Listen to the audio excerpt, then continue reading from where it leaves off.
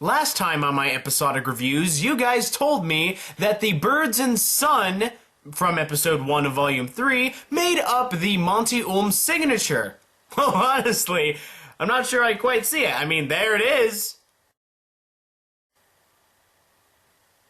Holy sh**.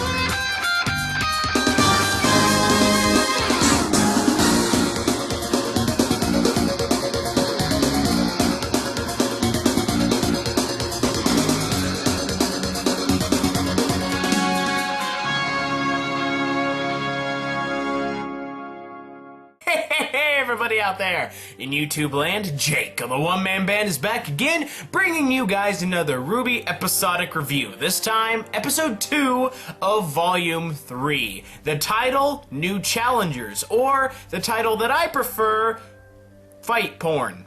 Battle porn, yeah, it's what it is.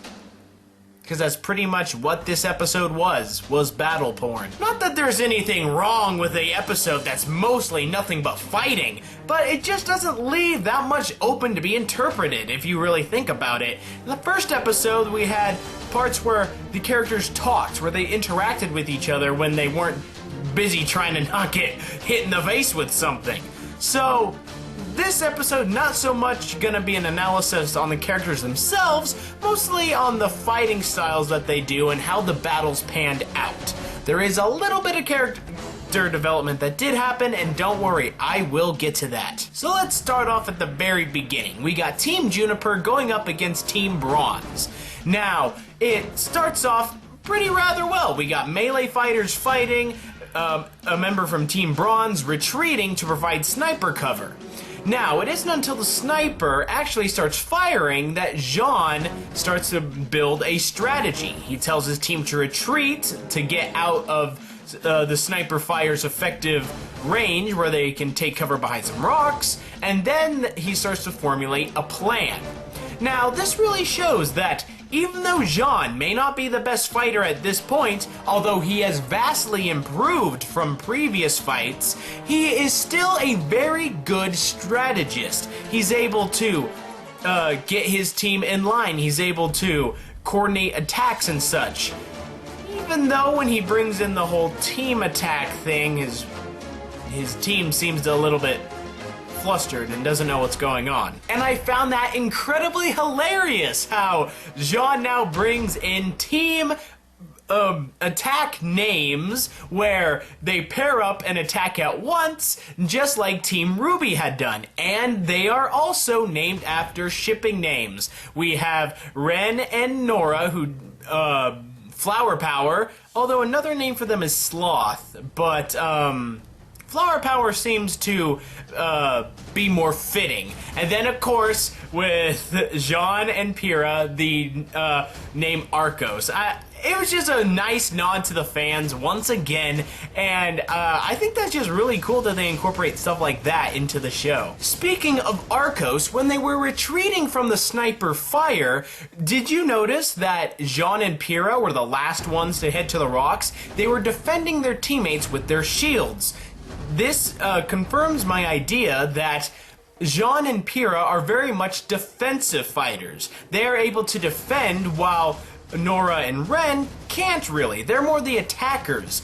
Jean and Pyrrha can double up as defenders as well as attackers. And since we're on the subject of fans affecting the show, I would just like to point out that one of the members of Team Bronze, he has his weapon are wrist-mounted saw blades that he uses in a brawler-type sense.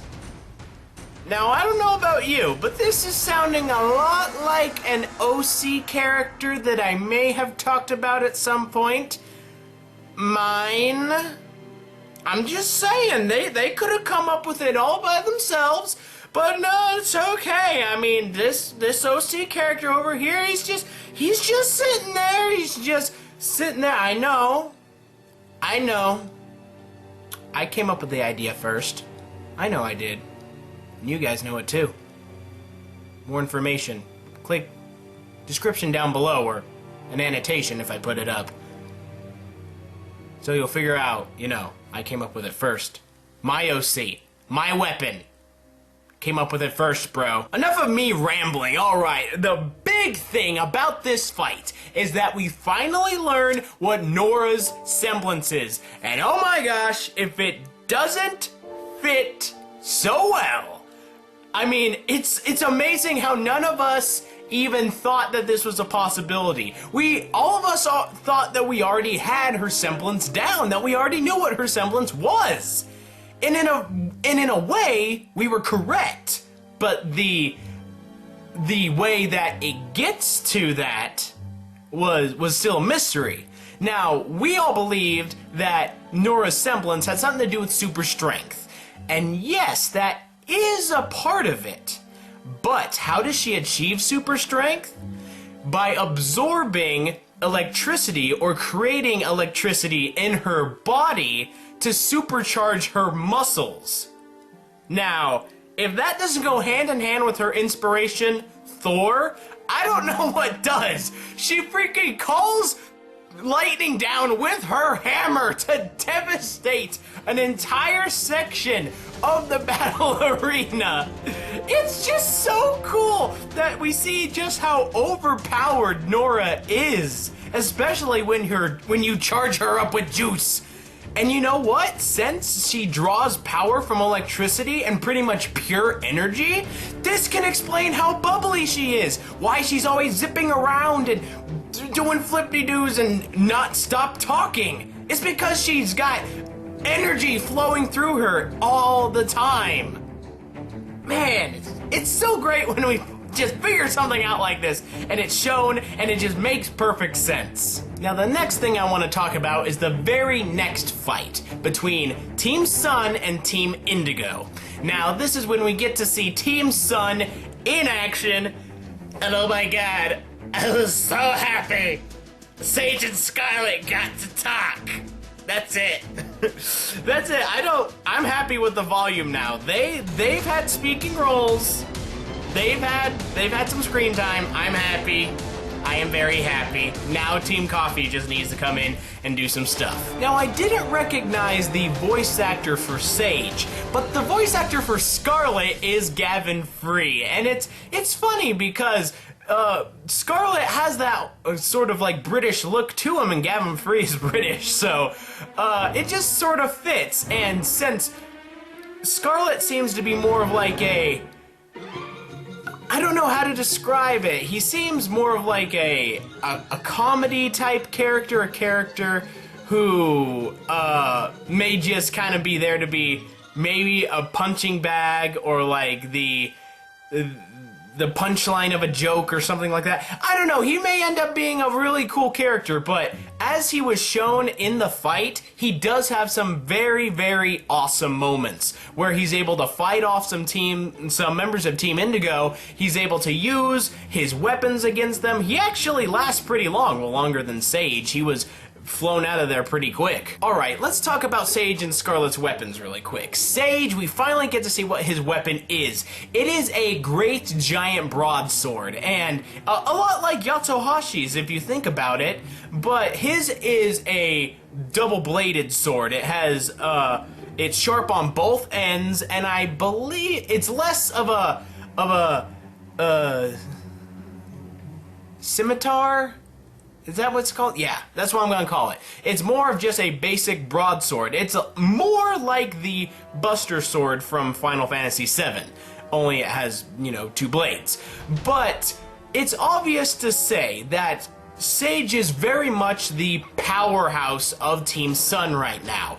As we can see, he was heaving that thing, doing big ol' hits, and like, you could tell there was weight behind it. I just wish that we could have seen more because he was knocked out of the fight pretty quick.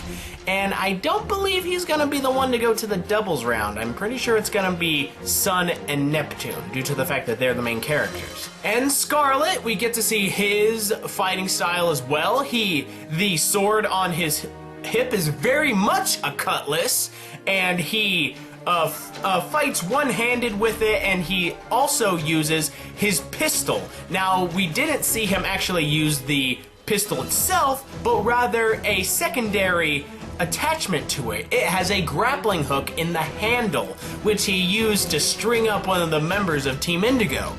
Now, I would love to see Sage and Scarlet fight more, like later on in the season, volume, whatever you want to call it, when they gotta fight White Fang or Creatures of Grimm. I want to see them especially, just maybe 30 seconds of screen time of them just using their weapons and cleaving bad guys away. I would just love to see that. But before the battle even starts, we see that Team Sun has a reputation. They are loved by people, and they got people with signs with like hearts on them and like showing off Sun's waterboard abs, and like people love them, obviously, which is funny because the inspiration for Team Sun on how their design would look was based off some K-pop boy band groups. So that's what they're kind of supposed to symbolize, sort of like that boy band K-pop type deal. So it makes sense that they would have like screaming fangirls and all that. I just found that a very funny nod to like Team Sun's inspiration. We see that Neptune is still very much a ladies' whore. I mean, we can say that. He is very flirtatious with girls. He kind of just like, every time he sees a skirt, he just got to go and go and go. This pisses Weiss off, of course, and it would piss anyone off, to be honest. I mean, come on, Neptune, Weiss. You have Weiss. She's interested in you. Why would you give that up, man? Weiss is pretty freaking cool. But then again, it's probably just his personality and it's just how he's been all his life. I mean, he'll probably grow out of it eventually, I'm hoping. We also get to learn about another one of Neptune's weaknesses. In Volume 2, it was dancing, and in Volume 3, it is now... Neptune's afraid of the water. What? Afraid of the water. Stop screwing with me. Afraid of the water. He's afraid of water.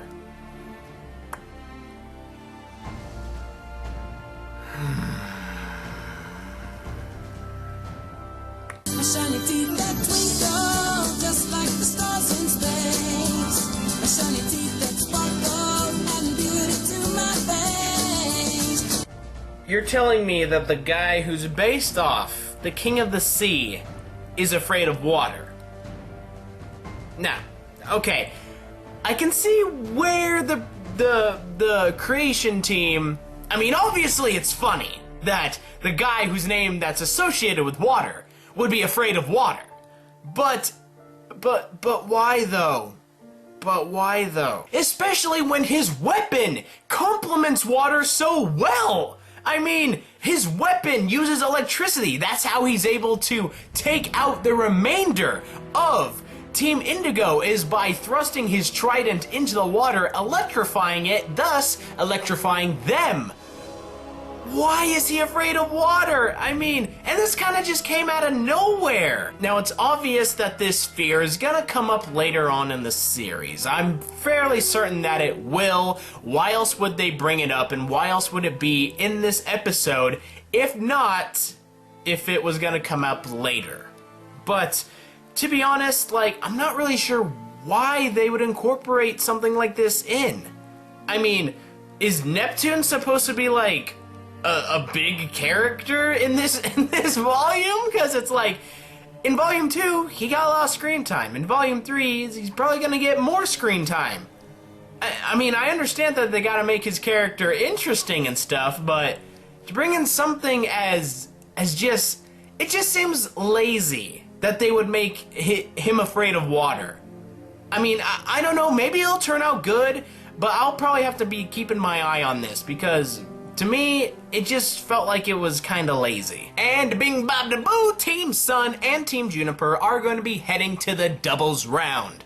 Now, obviously, in Team RWBY, it's going to be Yang and Weiss who are going to the doubles round. I think out of Team Juniper, it's going to be Jean and Pyrrha, or maybe Pyrrha and Nora. it's gonna be either one of those two groups. That's what I think. And then from Team Sun, I'm pretty sure it's gonna be Neptune and Sun, due to the fact that they got all the screen time in Volume 2, and due to the fact that they were the only two members left of Team Sun that were still standing at the end of the battle. And they work well together, so that's good also. Alright, now on to probably the big thing about this episode, is that we finally get to see Qrow. And where are we to find Uncle Qrow, good old Uncle Qrow, but in a bar called the Qrow Bar.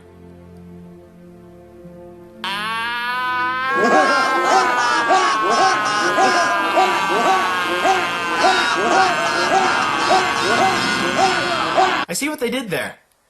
It's funny. But we see that Qrow is sitting at the bar, taking some drinks, watching the fights, and he's not really all that interested, really. I mean, we're not sure if he saw a Team RWBY fight, he didn't make any gesture that he was excited for them or anything. The bartender himself says, well, you weren't interested in any of those fights, and what kind of fight are you interested in?